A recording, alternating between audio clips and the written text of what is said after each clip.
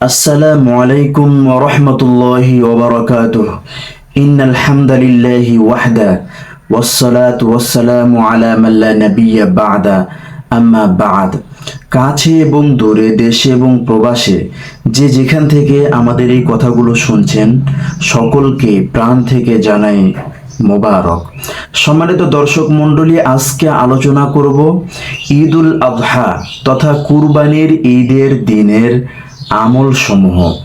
সম্মানিত দর্শক মণ্ডলী, 14টি আমলের কথা আমি আজকে আলোচনা করব, কোনটি মুস্তাহাব এবং কোনটি সুন্নাহ। সম্মানিত দর্শক মণ্ডলী, 1 নাম্বার আমল, ঈদুল আজহার 1 নাম্বার আমল, 2 ঈদের রাত্রি জাগরণ করা, রাত্রে জেগে জেগে ইবাদত করা, অর্থাৎ ঈদুল আজহা হোক বা ঈদুল ফিতর হোক, 2 ঈদের রাত্রে জাগরণ করা, নফল ইবাদত করা, আল্লাহ তাআলার জিকির করা। সম্মানিত দর্শক মণ্ডলী, একটি হাদিসে রয়েছে 2 ঈদের রাতে যে ব্যক্তি ইবাদত করবে, যেদিন সব দিলের মৃত্যু হবে সেদিন তার দিলের মৃত্যু হবে না, তার দিল জীবিত থাকবে।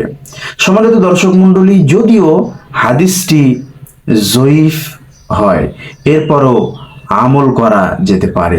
সম্মানিত দর্শক মণ্ডলী, তাহলে 1 নাম্বার আমল আমরা পেয়ে গেলাম, ঈদের রাত্রে আমরা রাত্রি জাগরণ করে আল্লাহ তাআলার ইবাদত করব।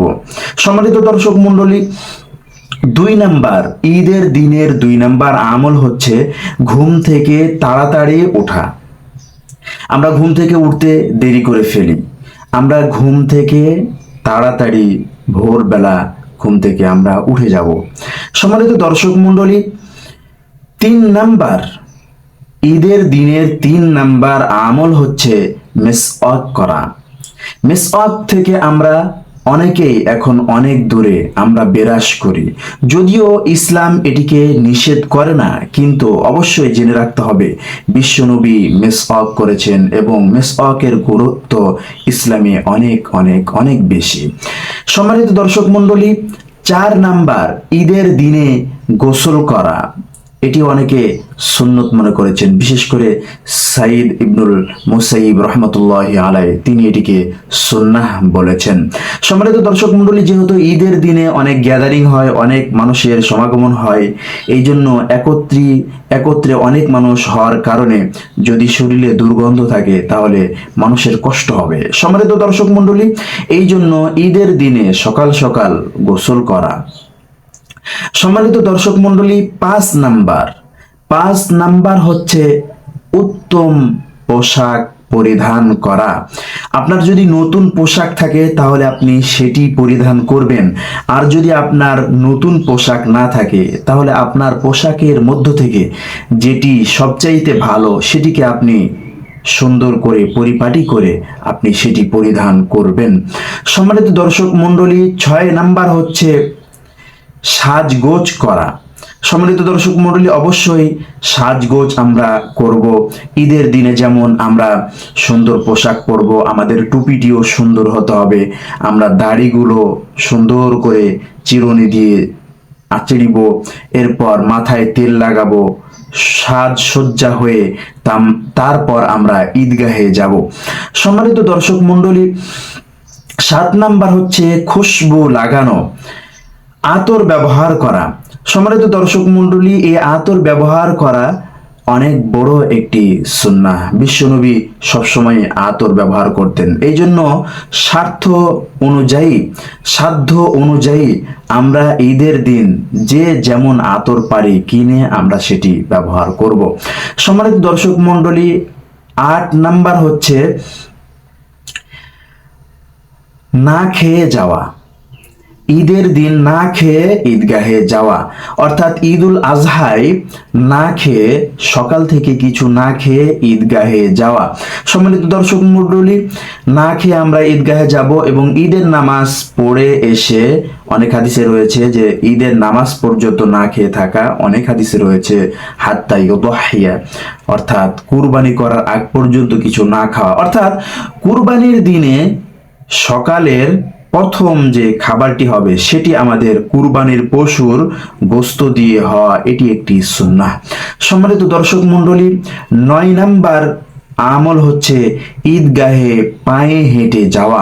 সম্মানিত দর্শক মণ্ডলী, ঈদগাহ যদি অনেক দূরে হয় বা হেঁটে যেতে কোনো কষ্ট হয় তাহলে অবশ্যই মোটরসাইকেল বা যে কোনো গাড়িতে চড়ে যেতে পারবেন, কিন্তু ঈদের দিনের এটি একটি সুন্নাহ যে ঈদের দিনে মানুষ পায়ে হেঁটে ঈদগাহে যাবে। সম্মানিত দর্শক মণ্ডলী, 10 নাম্বার হচ্ছে রাস্তা পরিবর্তন করা, অর্থাৎ আপনি যেই রাস্তা দিয়ে যাবেন আসার সময় আপনি রাস্তা পরিবর্তন করবেন। সম্মানিত দর্শক মণ্ডলী, সম্ভব হলে পুরো রাস্তাটি চেঞ্জ করবেন, আর যদি সম্ভব না হয় তাহলে রাস্তার কিছু অংশ আপনি চেঞ্জ করবেন, আর তাও যদি সম্ভব না হয় তাহলে যে রাস্তা দিয়ে আপনি যাচ্ছেন এক সাইড দিয়ে আপনি যাওয়ার সময় যাবেন এবং অন্য পাশ দিয়ে আপনি আসার সময় আসবেন, তাহলে এটি সুন্নাহ হিসাবে গণ্য হয়ে যাবে। সম্মানিত দর্শক মণ্ডলী, 12 নাম্বার হচ্ছে কুরবানির পশু জবাইয়ের পর চুল, নখ ইত্যাদি এগুলো কাটা। সম্মানিত দর্শক মণ্ডলী, আপনারা অনেকেই জেনেছেন যে জিলহজ মাসের আমলের মধ্য থেকে এটিও একটি গুরুত্বপূর্ণ আমল যে ঈদের চাঁদ উঠার পর, অর্থাৎ জিলহজ মাসের চাঁদ উঠার পর যারা কুরবানি করার ইচ্ছা করেছে তারা যেন চুল এবং নখ এগুলো না কাটে, এগুলো না কাটা এটি সুন্নাহ। যেহেতু আপনি 10 দিন প্রায় চুল এবং নখ কাটেননি, তাই আপনার চুল এবং নখ অবশ্যই বড় হয়ে গিয়েছে, এজন্য কুরবানির পর আমরা চুল এবং নখ কেটে নিব। সম্মানিত দর্শক মণ্ডলী, 12 নাম্বার হচ্ছে কুরবানির পশুর গোশত দিয়ে দিনের প্রথম খাবার গ্রহণ করা। কুরবানির দিনে কুরবানির পশুর গোশত দিয়ে দিনের প্রথম আহার গ্রহণ করা, এটি একটি সুন্নাহ।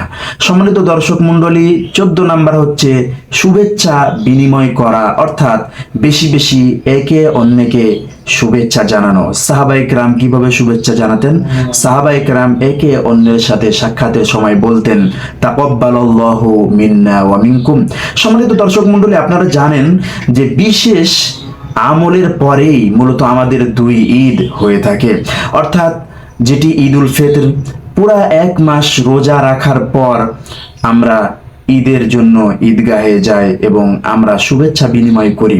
অবশ্যই আমাদের আমলগুলো যেন আল্লাহ তাআলা কবুল করেন, এই জন্যই মূলত আমরা একে অন্যকে বলে থাকি তাকাব্বালাল্লাহু মিন্না ওয়া মিনকুম। আল্লাহ তাআলা আমাদের এবং তোমাদের সকলের আমলগুলোকে কবুল করে নিক।